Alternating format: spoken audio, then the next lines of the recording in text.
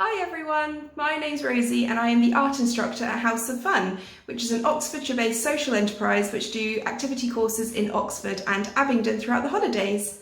Today we're really excited to be pairing up with Project PT to bring you an art lesson. So the things you're going to need to take part, first of all, most importantly, you're going to need a stick. Hopefully a nice, quite long, clean stick. You're going to have to, before the art starts, you're going to have to wash it off and make it as smooth as possible. Now I've used some sandpaper on mine to make sure there's no bumpy bits. It's still not perfect, but pretty good as you can see. So you're going to need a stick. Then you're going to need some paint. Now it doesn't matter how many colours you choose. I've got about 4 or 5 that I'm going to be using in my art lesson. And of course you're going to need a paintbrush to paint with. Now, optionally, you can also get your hands on some beads and some string. So I've got some wooden beads that I'm going to be using and some twine here. Now this, you don't have to use this, but it does make the overall effect pretty cool. So if you can get your hands on any beads, don't have to be wooden beads, they can be any kind, then do so. All right, I really look forward to showing you how to make our wind chimes. All right, bye. So the first thing we need to do is make up our paint palette. Now I'm using acrylic paints. Acrylic paints are actually plastic-based paints, which means that they A, dry really quickly, but B, they also have a shine on them. Now for those parents thinking, oh my goodness, I'm gonna have to get the paints out and it's always messy, quick tip for you. If you're using any kind of paint, it could be acrylic paint, poster paint, anything you want, use one of these takeaway cups or plastic Tupperwares, because what you can do is you can either use the lid or you can use the inside, and then once you're finished, simply put it on top and your paint stays fresh. It's genius. And you can use it the next time and it's still nice and wet. So, pro tip for you guys. Now you don't have to use acrylic paints. You could use poster paints. Oh, this one's really difficult to open. There we go. You can use poster paints or pre-mixed paints as well. The only reason I'm using acrylics is A, they're the ones I have on hand, but B, also because they are quite, because they're plastic based, they're quite vibrant colours. So I've got some, I'm going to use, you go with a sort of bluey, greeny, turquoisey kind of colour scheme. So I've got some green, I've got some blue, some yellow, a bit of brown as well, and some white just in case. Now I'm going to mix together some of these colours just to make some extra colours. So the blue and the green should hopefully make a nice turquoise colour. Oh, I've also got a piece of kitchen towel. Now I find it really good when you've got your paint pot, once you dipped out the water, is just to brush it on the side, so then you don't have too much water left over on your brush. So mixing together these guys. I think I put a bit too much blue in, but it's made quite a nice dark green colour, so I think we're going to keep that. I think that'll look quite good. There we go. Remember, always important to wash your brushes after making a new colour, because otherwise they all mix together. So unless that's what you're aiming for, remember to brush them off. Now this blue and yellow is making a kind of greeny colour. That's quite a dark palette at the moment, so I think what I'm going to do is use some of my white to make some lighter colours, because obviously the stick is quite dark, so lighter colours are going to show up a bit more and make it look a bit nicer, make it a bit more vibrant. So let's have a look. Let's get some of that green in here, a little bit of blue, maybe a little bit of this. I'm just kind of going with it. Oh, that's quite nice. Okay, there we go. So it's sort of under the sea theme, doesn't it now? Perfect, there we go. And then I might go with some of this and then a tiny bit of this. Yeah, that looks good. Cool. Okay, so now I've got my colour palette going. Don't worry, you can add other colours as you're going along. If one colour accidentally seeps into the other, that's what I do anyway. Just kind of go with them like, oh well, now I've got this colour. Cool, so now we can start painting. Now, one thing I've learned from painting sticks is not going to be the same as painting on a piece of paper, because obviously it's a 3D surface. All the surfaces are all curved, so it's going to be a little bit more tricky. Now, I'm going to go with a sort of, I suppose I call it sort of tribal, like lots of zigzags and things like that all around. I have got an example which I can show you, which I'm going to be using later on, show you how to use the beads, which is this that I did, sort of blacks and whites and greys that I used. You can see here.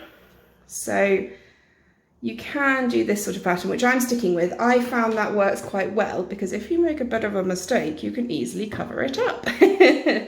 And that's the way I like to work, is just in case it does mess up, then you're not too stuck. So make sure you have nice watery paint. So acrylic paints are quite thick, so I always add just a tiny bit of water to them just to make them flow a bit better and they're a bit easier to use. All right, let's get going. Okay. Oh, this is quite a nice colour actually against the stick. Quite a nice contrast. You can use any colour palette that you want really. I mean, obviously you can use all of the colours, all of the sort of primary colours and make a really bright colourful one, but I often find it's quite nice to stick with a sort of colour palette. So if you're doing sort of pinks and blues maybe, and then maybe some yellows in there, or you can, yeah, like I'm doing greens and blues or blacks and whites or whatever you choose. You know, purples and yellows, always quite nice. Yeah, see what I mean? So you're never going to have an exactly straight line. Unless you've got the steadiest hand in the world, you're never going to have an exactly straight line. So I'm doing sort of stuff like this. But you can paint whatever you want. If you wanted to put on, I don't know, paint like little figures or, you know, sort of picture like a house or whatever, you can do that. Or when I'm a teacher, and when we did this, one of my kids painted flames on theirs, which was really, really cool actually. I'm going to go for some slightly darker colours now and do a bit more of a block. So what I find quite good is to kind of do a base layer first. So all of these sort of simple lines and bands around the wood. And then afterwards what you can do, you can wait for it to dry a little bit. And then you can go back to it and do more details. So you don't want to do the details once it's wet, obviously, because otherwise they're going to mix together, all of the colours. So you have to be a little bit patient with it. And if you're finding it a little bit hard, if you're holding your paintbrush up like this, not touching the wood with the hand, often your hand is a bit unsteady. So I find it helps either to put your little finger just on the wood, and it does help steady you. It's like when you see people who are painting signs and things, they put their little finger just on the wood or on the whatever they're painting and do it, or just rest the kind of this part of your hand, the bottom of your palm on it, and then yeah. Obviously if you're doing this and you've already painted here, that's going to be a problem, so it sometimes helps to just use your finger, but that will just help steady your hand a little bit. So I'm doing sort of blocks of colours all the way up and down, and then afterwards what I can do is paint in some more details. You could also have a look in school or at home if you like looking at artists. You can have a look at some of your favourite artists, see if you can copy some of their styles. You know, if you're really into sort of David Hockney or something, you could do a sort of splash or something like that. It might look quite cool. Right, now I'm going to have a go. Now I'm not very good at this, I will pre-warn you. I'm going to have a go at doing some zigzags. So what I tend to do is give myself a really good base of paint. So just a thin strip all the way around. Yeah, and you can see I'm using quite a lot of paint because if I don't reload up my paintbrush, you can see it gets a bit thin, the paint, and it's often quite tricky to be accurate. But then again, it doesn't matter if you're completely accurate or not. This is your design. It can be whatever you want it to be. So yeah, I've got a nice base here. Now I've been using a flat paintbrush so far, you can see. I'm now going to switch over. I've got a slightly thinner round paintbrush. That will be better to paint the zigzags with, because with the flat head it'll be too wide and it won't be. It'll be hard to get that sort of fine point. So I need to make sure my paint is nice and liquid. So I'm adding some more water to it. If you're using poster paints or pre-mixed paints, you probably don't need to do that because they're already quite runny by themselves. So I've got a nice load on my paintbrush. Now I'm just going to, you can see I'm using my finger here, and I'm putting a stick, you can't see it, I'm putting the stick on the table to make sure it's nice and steady and holding it really firmly. And I'm just going to do a line first. Okay, now you could just use that actually, but if you put the line down first and then you can widen it, not from the top, but from the side, and it just means you get that really good point. Sorry, I should say, it wasn't a zigzag, was it? It's a triangle. My brain has gone to complete mush. So yeah, now you've got your nice triangle here. Now, so you sort of measure, okay, so it started about here-ish, so I do my line, and then I can widen it and join up the bottom if I want to. There we go. You see, and you've got pretty good triangles there. I think so anyway. I'm sure you can do much better than I can. There you go. Oh, it's a bit wonky, isn't it? Oh well, doesn't matter. Imperfection is perfect, isn't it? We'll go with that. I'm going to do 3 of them. So I've done my first, I'm going to give this one, make this one a bit wider, and there we go. Got some nice triangles, completely uneven, but what you can do after it's dried, you can do another strip and do another colour on the other side and try and neaten it up a bit. So this is it so far. Right, let's have a look. What else could I do? Oh, we could also do some triangles. Sorry, no, not triangles, just done triangles. You see, my brain has gone to complete mush. You can also do some diamonds as well. So if you paint a block of colour, so you can sort of see I've done it here. If you paint a block of colour, so I painted a block of the grey here, and then over the top I put the black, and it's better to do it this way rather than to draw on or try and paint on the triangle, not triangles, what are they called? You need to help me here. The diamonds, that's it. Well, a rhombus technically, but diamonds. You need to paint them on afterwards, sort of trace the outline of them, because otherwise they're really inaccurate. So I'm going to do another round of colour around here. Dun, dun, dun. And I should have a pretty good base for my stick, I think. So I've got some interesting shapes. It's a bit longer than this, but I don't want to fill up the whole thing because I want to get on to the next bit and show you how to do that. Okay, so you can see I've got my sort of base here, some bold colours on there. It wants to be a mixture of darker and lighter colours and different shades and things, so that then it has lots of contrast on there.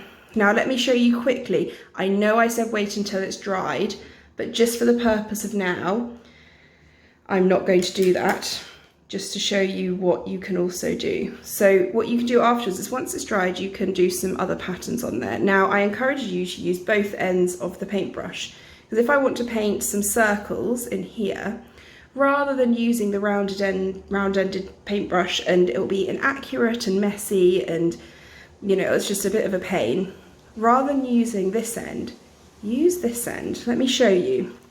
So what you can do is make sure you get some good, I'm going to use blue this time, nice runny paint, well not super runny, but enough that it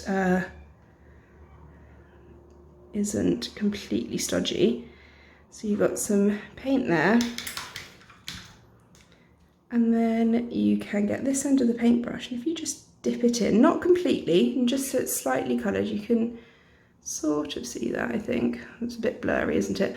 Anyway, you can sort of see the paint, and then you can simply, there we go, paint some details on there. So you can use the other end of your paintbrush to make some pretty perfect circles, close enough anyway, that look quite good. Yeah, I'm going to do the same with this one as well.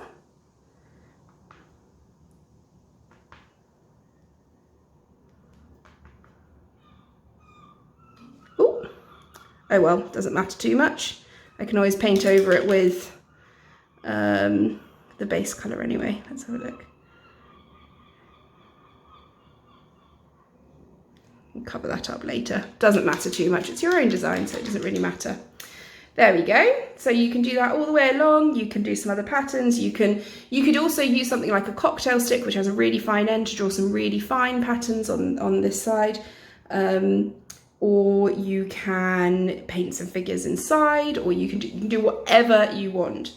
So you've painted your stick, let it dry, done some extra details.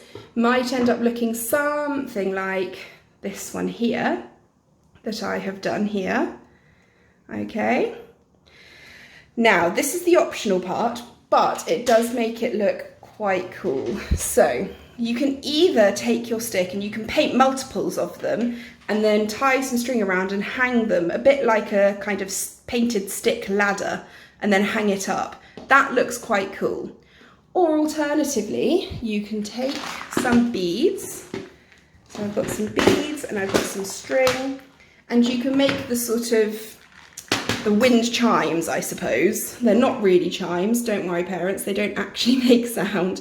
You're not going to be up all night, so you need a good, decent amount of string. I'm going to cut it to about my arm's length, which will be about right, because you don't want it too long, because otherwise it will get all tangled up. So what you want to do is if you take it here, and you can work with the pattern as well. So you can sort of, so hold it on there, then twist it round so it's caught, you see? And then you can keep on twisting. Keep twisting, keep twisting. And you can see it's almost sort of becoming part of the pattern. Now what you want to do is you want to get the part you've twisted before, just lift it up a little bit, take the end of the string and just put it through. And what that will do is secure it nice and tightly. There you go. You see, so you can see it's come through, then you have your string hanging from here. So now what you can do, just going to cut the end off so it's nice and sharp. What you can do is you can take your beads. Now it doesn't have to be beads all lined up, because what you can do is if you take one and then tie a knot in your twine. There we go, the bead should sit, we might have to do a double knot, but it should sit pretty nicely without rolling down. And then you can take another one.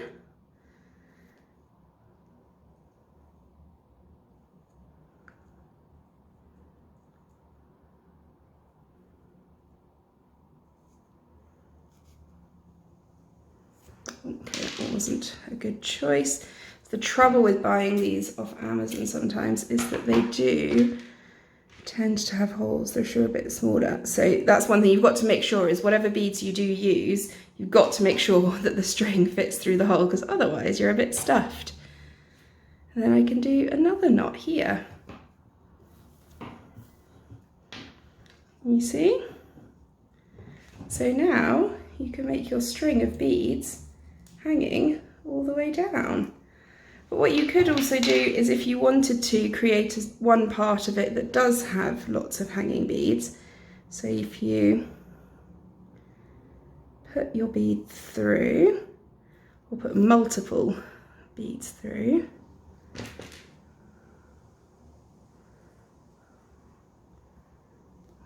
there we go. So I'm out of camera shot, aren't I? There we go. Few of the different designs in here. This is why you need to cut a piece that's long enough, because I find with this sort of twine it does get a bit frayed at the bottom. So you can create part of it with multiple beads hanging from it, which also looks quite cool.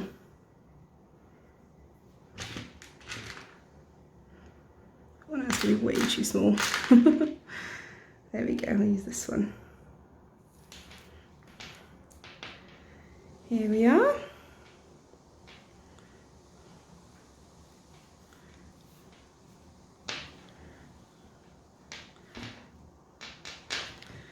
Okay, there we go. So you can see that I've now got my beads hanging from here, which looks pretty cool. So you can do multiple strings of this hanging down, and then what you need to do is you need to attach a sort of looped bit of string so that you can hang it from somewhere. Let me show you one that I have finished already.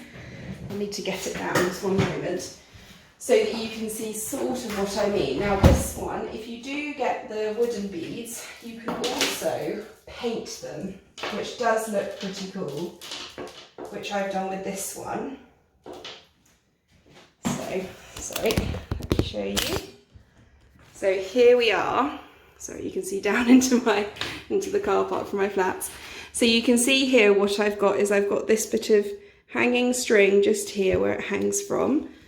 You can see that I've painted lots and lots of different patterns all over it. And you can also see that the beads, I have painted these as well. And I've got them hanging on quite thin thread here. So you can also use thread and stuff, but I think it looks quite cool. So if you don't want to use the twine, or you do have some leftover sewing thread, you can also use that. Right, let me quickly show you, now that I have let it dry for a little bit, let me show you what I meant by making the diamond shapes. So this isn't completely dry, but it's dry enough for me, and actually because it's acrylic paint it dries pretty quickly. So what you can do is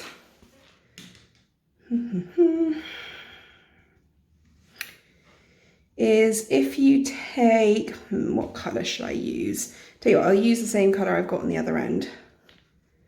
There we go. So what you can do is fill out with some diamonds. Now you see how because I'm painting it on, they're a lot more accurate than it would be if I had tried to do that first time round. And there we go. So you've got your nice diamond shape here. Now you can do that all the way around. You might be able to do a couple of them.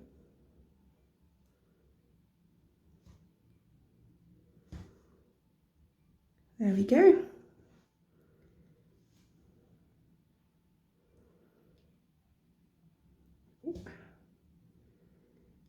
Perfect. There we are. So now you can see we've got some nice diamond shapes on our stick as well.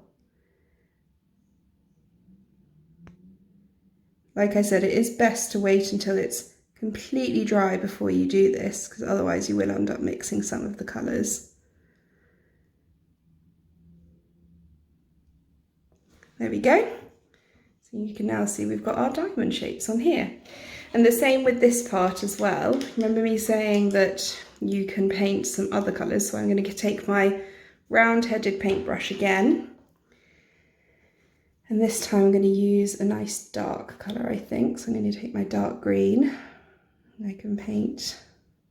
Remember, again, you need the base all the way around.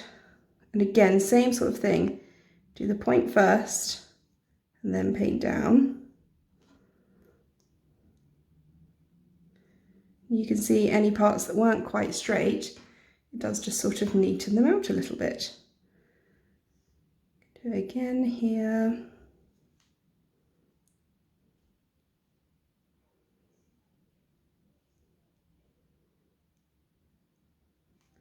There we go. Cool.